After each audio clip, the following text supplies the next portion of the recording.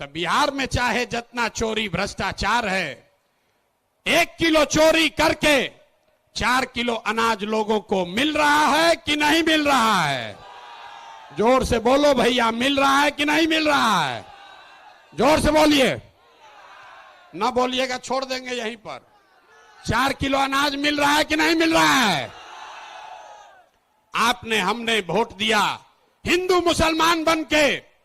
चुनाव से पहले लोगों ने कहा हमारा दशा कुछ भी हो, हमारे गांव का दशा कुछ भी हो, पहले अयोध्या में राम जी का मंदिर बनना चाहिए।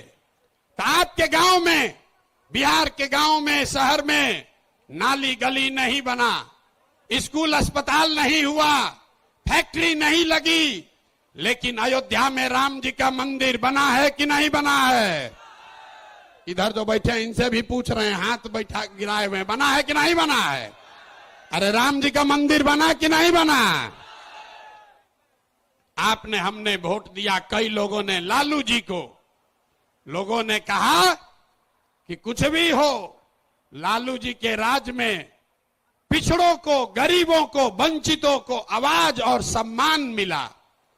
तो लालू जी के राज में सड़क, बिजली, पानी नहीं मिला, बच्चों को पढ़ाई रोजगार नहीं हुआ। लेकिन जो लोग भी बिहार को जानते हैं उसको ये मानने में गुरेज नहीं है कि लालू जी के राज में गरीब और पिछड़ों को आवाज और सम्मान मिला कि नहीं मिला? हाथ उठाकर बताइए, मिला कि नहीं मिला? कई लोगों ने वोट दिया नीतीश कुमार को, कहा कि बिहार में हमको सड़क, बिजली, पानी चाहिए। तो नीतीश के राज में इसी बदहाल बिहार में बिजली का बिल 2000 आए चाहे 6000, स्मार्ट मीटर भले आपके गर्दन को दबा के लगा रहा है, लेकिन घरे घरे बिजली आया है कि नहीं आया है? अरे बिजली आया है कि नहीं? हाथ उठाओ, आया है कि नहीं आया है? आपने हमने वोट दिया मोदी जी को सिलेंडर के लालच में। तो यहां पर सिलेंडर का दाम 1000 हो कि 1200, घरे घरे सिलेंडर बटा है कि नहीं बटा है? अरे बटा है कि नहीं बटा है? यहां का आदमी दोबारा कहने पर बोलता है, बोलिए बटा है कि नहीं बटा है?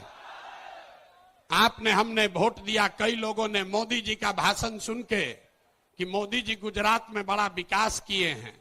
तो भैया गुजरात में तो विकास हो रहा है, पूरे देश का पैसा ले जाकर मोदी जी गुजरात के गांव गांव में फैक्ट्री लगा रहे हैं, और पूरे बिहार से आपके हमारे बच्चे गुजरात में जाकर नौकरी मजदूरी कर रहे हैं कि नहीं कर रहे हैं?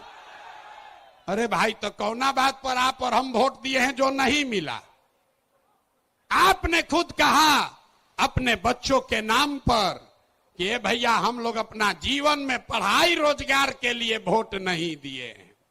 यही बात जन सुराज बता रहा है, यही जन सुराज का मंत्र है।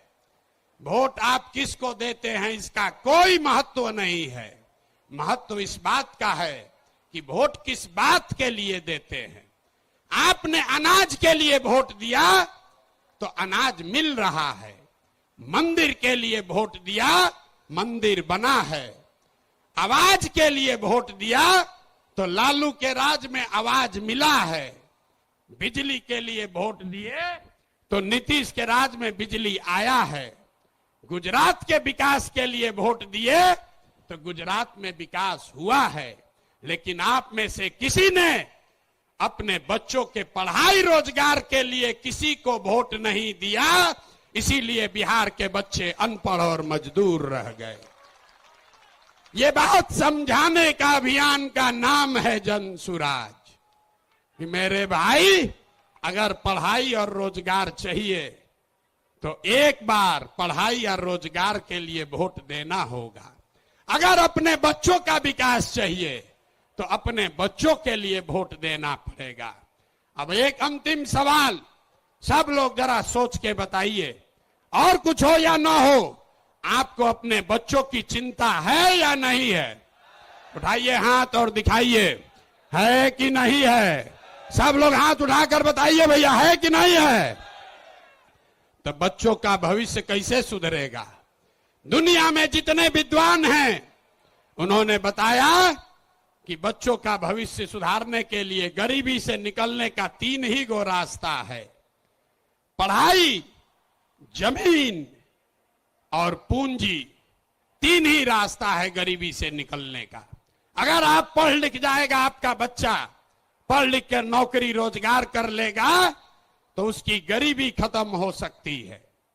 अगर आप पढ़े लिखे नहीं हैं, आपके पास जमीन हो तो खेती किसानी करके भी आपका बच्चे का जीवन सुधर सकता है। और अगर दोनों नहीं है तो पैसा पूंजी अगर हो, कोई आपको कर्ज भी दे दे तो कोई ना कोई छोटा मोटा रोजी रोजगार दुकान व्यापार करके भी आप अपना जीवन सुधार सकते हैं। बिहार में ध्यान से देखिएगा तो यहां पर ज्यादातर लोगों के पास ये तीनों में तीनों चीज नहीं है। यहां रहने वाले जितने गरीब लोग हैं उनके बच्चों के पास पढ़ने का कोई सुविधा ही नहीं है। गरीब का बच्चा जा रहा है पढ़ने, वहां पढ़ता नहीं है, खिचड़ी खाया और घरे चला आया। कॉलेज में खिचड़ी नहीं बट रहा है लेकिन वहां से डिग्री बट रही है। बिहार के शिक्षा व्यवस्था का हाल यह है, स्कूल से खिचड़ी और कॉलेज से डिग्री बट रहा है, पढ़ाई दोनों में कहीं नहीं हो रहा है। तो अगर पढ़ाई चाहिए क्योंकि यही रास्ता है गरीबी से निकलने के लिए, तो बिहार में सबसे ज्यादा पैसा शिक्षा पर खर्च होना चाहिए। इसलिए जनसुराज कह रहा है कि जब हमारी व्यवस्था बनेगी तो 1 घंटा के अंदर शराबबंदी को उठाकर फेंक देंगे। 1 घंटा के अंदर शराबबंदी को उठाकर फेंक देंगे। अब लड़का को बुझाया नहीं कि भैया शराबबंदी और पढ़ाई का क्या लेना देना है। हम बताते हैं क्या लेना देना है। अगर बिहार में विश्व स्तरीय विदेश का सबसे अच्छा शिक्षा व्यवस्था बनाना है तो 5 लाख करोड़ रुपया चाहिए। 5 लाख करोड़ रुपया चाहिए अगले 10 वर्ष में, तो देश का सबसे अच्छा शिक्षा व्यवस्था बिहार में बना दिया जाएगा। और ये 5 लाख करोड़ रुपया आएगा कैसे? ताली मत बजाइए, समझिए। जो शराबबंदी हटाएंगे तो ये तय किया कि शराब से आने वाला टैक्स का पैसा वो बजट में नहीं जाएगा, नेताजी के सुरक्षा के लिए नहीं खर्चा होगा, सड़क बिजली पानी के लिए नहीं होगा।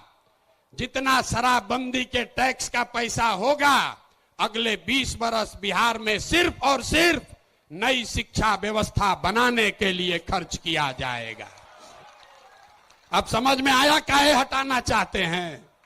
हर बरिस 20,000 करोड़ रुपया शराबबंदी के चलते नुकसान हो रहा है, तो 20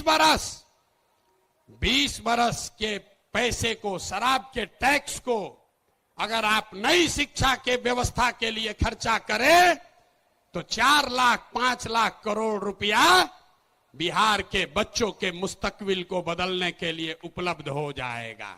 तब आपकी सभा में पूछ रहे हैं, बताइए ये योजना लागू होना चाहिए कि नहीं लागू होना चाहिए? ना, जोर से बोलिए। शराबबंदी हटाकर उस पैसे से नई शिक्षा व्यवस्था बनाना चाहिए कि नहीं बनाना चाहिए? ना बोले, हाथ ना उठ रहा है अभी, हाथ उठाकर बोलिए जोर से। ना, जिसको ना बोलना है ना बोलो, बोलिए हटना चाहिए कि नहीं हटना चाहिए? हटना चाहिए। तो हम ये नहीं कह रहे हैं कि शिक्षा व्यवस्था बनाएंगे, उसका रास्ता भी आपको बता रहे हैं।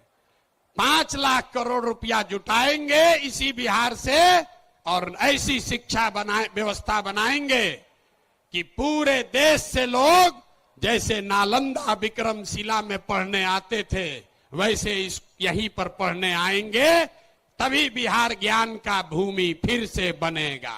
होना चाहिए ना? तो एक बार जोर से ताली बजाइए, तो बजाइए जोर से ताली। ना हुआ? अरे अपने बच्चों के शिक्षा व्यवस्था के लिए आप इतना ताली भी नहीं बजा रहे हो यार, जोर से बजाइए ताली। इस